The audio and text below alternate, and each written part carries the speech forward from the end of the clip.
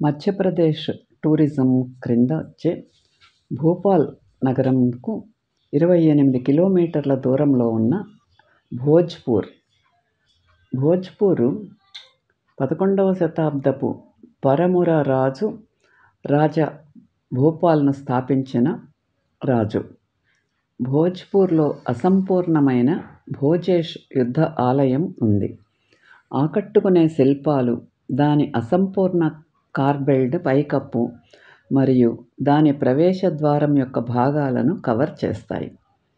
లోపల నెరోడ్ ప్లాట్ఫారంపై 23 మీటర్లు ఎత్తులో మరియు 5.3 మీటర్లు చుట్టుకొలత కలిగిన అపారమైన రాతి శివలింగం ఉంది. ఇది ముందు ప్రాంగణంలోని పరిచిన రాళ్ళు మరియు రాళ్లపై చెక్కబడి ఉంది. ఇది పూర్తయిన ఆలయం కోసం వాస్తుశిల్పి యొక్క వివరణాత్మక ప్రణాళికను కలిగి ఉంది. అయితే ఈశాన్య వైపున పైకప్పుకు రాతిని లాగటానికి ఉపయోగించే భారీ మట్టి ర్యాంప్ అవశేషాలు ఉన్నాయి.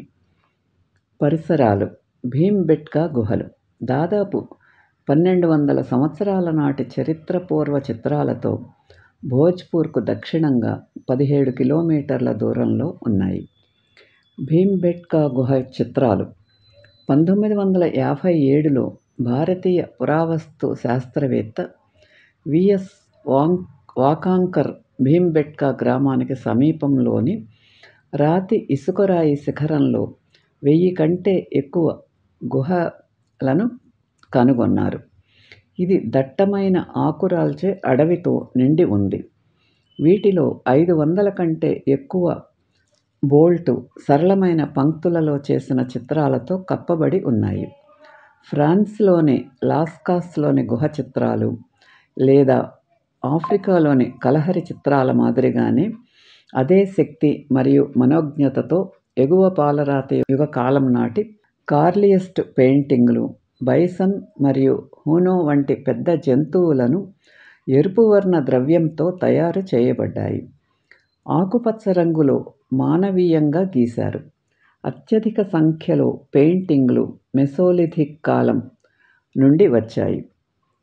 6810 నుండి 5000 బీసీ నుండి వచ్చాయి మరియు రోజువారీ జీవితంలోని స్పష్టమైన దృశ్యాలు, మండుతున్న దృశ్యాలు మరియు జిరాఫీతో సహా అనేక రకాల జంతువులను వర్ణిస్తాయి.